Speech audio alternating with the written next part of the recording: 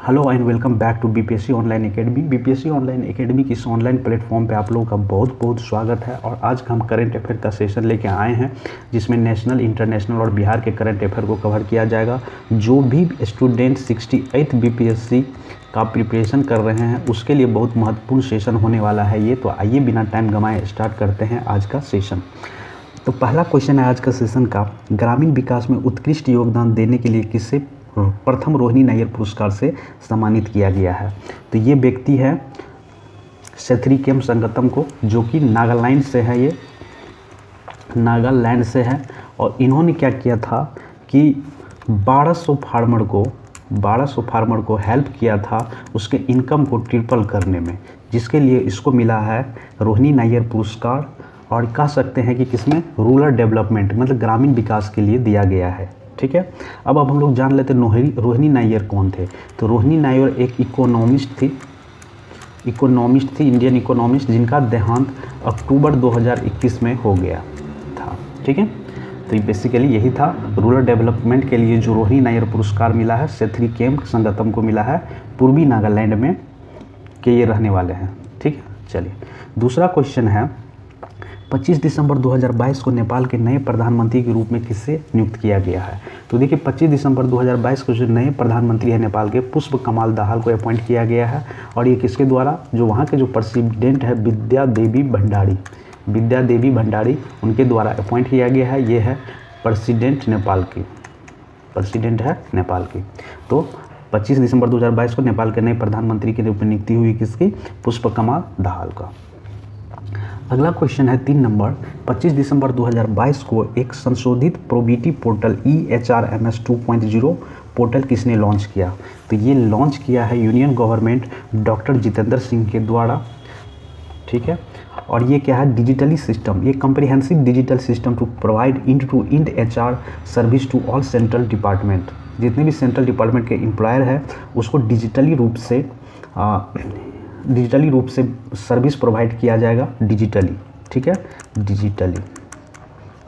Digital mode में provide किया जाएगा किसके, तो ये सेंट्रल गवर्नमेंट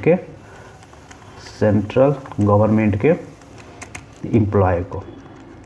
ठीक है, चलिए अगला क्वेश्चन है 4 नंबर, PM मोदी 26 दिसंबर 2022 को मेजर ध्यानचंद नेशनल स्टेडियम में पहले वीर बाल दिवस को चिन्हित करने वाले एक कार्यक्रम में भाग लेंगे। यह स्टेडियम कहाँ है? तो देखिए ये स्टेडियम जो है मेजर ध्यानचंद नेशनल स्टेडियम जो है ये है न्यू दिल्ली में। जो बेसिकली ये क्या है, ये हॉकी का ग्राउंड है, हॉकी का एक ग्राउंड है जो मेजर ध्यानचंद नेशनल स्टेडियम के नाम से जाने जाते हैं। और अगर हम लोग मेजर ध्यानचंद के बारे में थोड़ा बात कर ले या फिर इस स्टेडियम की बात कर ले, तो इस स्टेडियम का जो पहले नाम था वो नेशनल स्टेडियम के नाम से जाने जाते थे, जिनका नाम चेंज करके मेजर ध्यानचंद नेशनल स्टेडियम कर दिया गया है, जिसमें वीर बाल दिवस का आयोजन करने के लिए, कार्यक्रम में भाग लेने के लिए आ रहे हैं PM मोदी। और ये इन्हीं मेजर ध्यानचंद का जो बर्थडे है 29 अगस्त को आता है, तो इसी दिन को घोषित कर दिया गया है नेशनल स्पोर्ट डे के नाम से भी हम लोग जानते हैं। और इसी मेजर ध्यानचंद को बोलते हैं मैजिशियन ऑफ हॉकी के नाम से भी फेमस है ये व्यक्ति। अगला क्वेश्चन है 5 नंबर, फोर्ब्स की दुनिया की सबसे अधिक कमाई वाली महिला एथलीट की वार्षिक सूची में 25 में शामिल होने वाला एकमात्र भारतीय खिलाड़ी कौन है? तो देखिए अभी फोर्ब्स एक पत्रिका है जो अभी जारी किया है दुनिया भर की 25 महिलाओं की लिस्ट, जो कि सबसे ज़्यादा कमाने वाली महिला रही है खिलाड़ी। तो हमारे इंडिया से एकमात्र ऐसी महिला है जिनका नाम है PV सिंधु। तो PV सिंधु का नाम सामने आया है। और ये जो है 25 उन महिलाओं में शामिल है जो हाईएस्ट पेड फीमेल एथलीट्स है, और ये इंडिया से ये सिंगल है, वनली महिला को सम्मिलित किया गया है। ठीक है, चलिए अगला क्वेश्चन है 6 नंबर, विश्व बैंक समूह के सदस्य अंतर्राष्ट्रीय वित्तीय निगम IFS भारत के किफ़ायती ग्रीन हाउस के लिए HDFC को कितने मिलियन डॉलर ऋण प्रदान करेगा? तो देखिए जो विश्व बैंक के समूह है उसके एक सदस्य है जिसको बोलता है IFS, international finance corporation, IFS के नाम से जानते हैं। तो ये जो अभी HDFC बैंक को लोन देगा ये किसके लिए, तो किफ़ायती ग्रीन हाउसिंग के लिए, मतलब सब मौसम में ये जो घर होगा टिकाऊ होगा और सब मौसम को बर्दाश्त करके, और इसमें जो है जिससे बिजली कम खर्च किया जा सके और जिसमें बिजली की जो खपत है वो कम कर सके हैं, इस तरह से डिज़ाइन किया जाएगा वो घर को। तो उसी को सफल बनाने के लिए HDFC को IFS के द्वारा लोन दिया जा रहा है। तो वो लोन है 400 मिलियन US$, ठीक है, 400 मिलियन डॉलर दिया जा रहा है, ठीक है। अगर हम लोग वर्ल्ड बैंक की बात करें तो वर्ल्ड बैंक की जो वर्तमान में मेंबर है 189 कंट्री मेंबर है, और इसके जो वर्तमान में प्रेसिडेंट है वो डेविड मालपासा है, और इसके MD एंड CEO जो है अंशुला कांत है, MD एंड CEO, और ये जो डेविड मालपासा है ये प्रेसिडेंट है वर्ल्ड बैंक की। और इसका अगर हेड क्वार्टर की बात करें तो इसका हेड क्वार्टर जो है वाशिंगटन DC में है, वाशिंगटन DC USA में है, और इसका स्थापना जो हुआ था दिसंबर 1944 में इनकी स्थापना हुई थी, ठीक है। चलिए, और अगर हम एक बात और वर्ल्ड बैंक में अगर ऐड कर दें तो वर्ल्ड बैंक जो है ये इंटरनेशनल फाइनेंशियल इंस्टीट्यूट है जो प्रोवाइड करता है लोन लो और क्या है मिडिल इनकम कंट्री को लोन प्रोवाइड करता है, ठीक है। आइदर कभी कभी ये इंटरेस्ट फ्री भी होता है या फिर इसका जो लोन टर्म होता है वो 40 से 45 साल का होता है। तो ये बात आप लोग याद रखना, ठीक है। चलिए, अगला क्वेश्चन है 7 नंबर। 23 दिसंबर 2022 को नई दिल्ली के जवाहरलाल नेहरू स्टेडियम में उत्तर पूर्व महोत्सव का कौन सा संस्करण शुरू हुआ है? तो देखिए, अभी नेशनल कैपिटल न्यू दिल्ली के जवाहरलाल नेहरू स्टेडियम में अभी नॉर्थ ईस्ट का एक फेस्टिवल ऑर्गेनाइज किया जा रहा है जिसका 10वां संस्करण वहाँ पे अभी आयोजित किया जाएगा। और इस महोत्सव का जो मेन एम है वो एम है क्या, प्रमोट द टूरिज्म को प्रमोट करने के लिए ये आयोजन किया जा रहा है, जिसका क्या है उत्तर पूर्व महोत्सव का 10वां संस्करण ये आयोजित किया जा रहा है जवाहरलाल नेहरू स्टेडियम न्यू दिल्ली में। अगला क्वेश्चन है 8 नंबर। साहित्य अकादमी अवार्ड ने 22 दिसंबर 2022 को कितनी भारतीय भाषा को, जिसमें अंग्रेजी सहित में साहित्य अकादमी पुरस्कार 2022 के विजेता की घोषणा की है? तो देखिए, तो इसमें जो टोटल विजेता है वो है 24। अगर इंग्लिश को इंक्लूड कर दिया जाए तो वो टोटल 24 विजेता है, ठीक है। इस 24 में हम अगर बात करें तो 7 जो है बुक है, 7 बुक को कंसीडर किया गया है, ठीक है।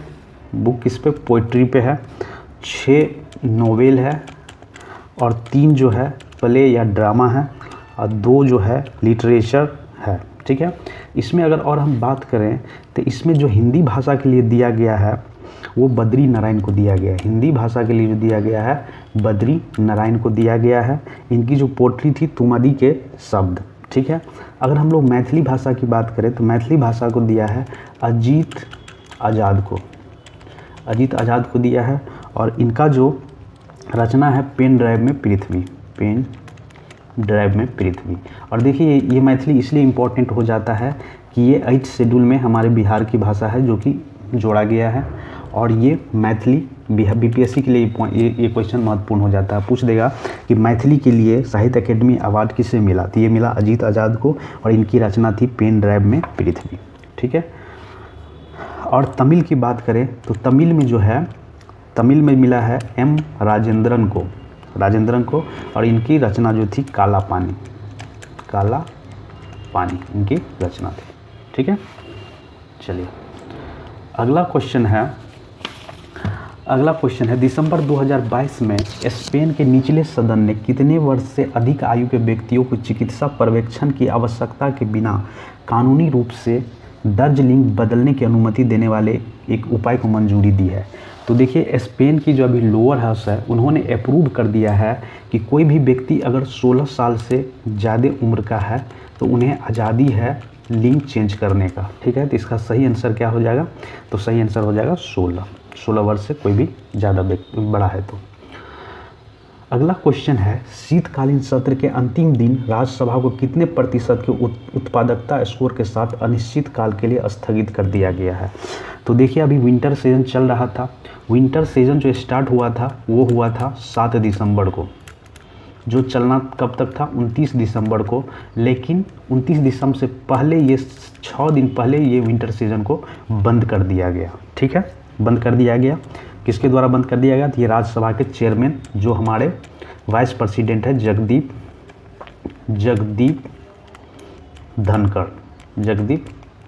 धनखड़ साहब है, राज्यसभा के चेयरमैन। ठीक है, और अगर हम इसमें बात करें तो ये जो सीज़न चलने वाला था 7 दिसंबर से 29 दिसंबर तक, इसको 6 दिन पहले बंद कर दिया गया। इसमें टोटल जो है 13 सीटिंग की मीटिंग हुई थी, जिसमें लगभग 64 घंटा 50 मिनट की मीटिंग हुई, जिसमें लगभग 1920 क्वेश्चन का आंसर दिया गया।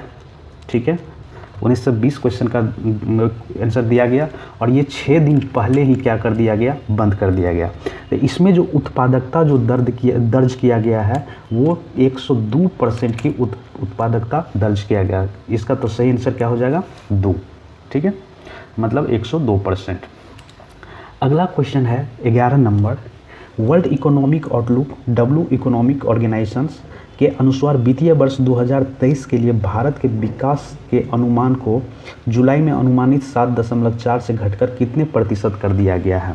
तो देखिए, IMF जिसको इंटरनेशनल मॉनेटरी फंड बोलते हैं, उन्होंने जुलाई 2022 में एक डेटा जारी किया गया था, जिसमें बताया गया था जो ग्रोथ रेट है इंडिया का वो लगभग 7.4 रहने वाला है फाइनेंशियल ईयर 2023 के लिए।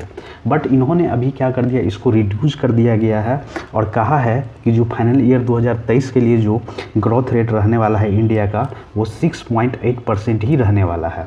ठीक है, और ये फाइनेंशियल ईयर 2024 के लिए और घट जाएगा, मतलब घटा दिया गया है, जो अनुमान था उसे घटा दिया गया। फाइनल ईयर 2024 के लिए कहा कि ये फिर से घट के 6.8 रहने का अनुमान है। ठीक है, तो ये बात आप लोग याद रखिएगा। अगर हम लोग यहाँ पे IMF की बात कर ले तो IMF जो है इंटरनेशनल मॉनेटरी फंड है, जिसका जो हेडक्वार्टर है इसका वाशिंगटन DC, जो कहाँ पे है? USA में है, और इसकी स्थापना जो हुई थी दिसंबर 1945 में इसकी स्थापना की गई थी, और इसका जो अभी MD है क्रिस्टिना गॉर्गिवा इसका भी MD है। ठीक है, तो इसी के साथ आज का हमारा ये करंट अफेयर का सेशन खत्म होता है। Thank you for watching BPSC online academy. I hope कि आप लोग को ये सेशन अच्छा लगा होगा। Thank you.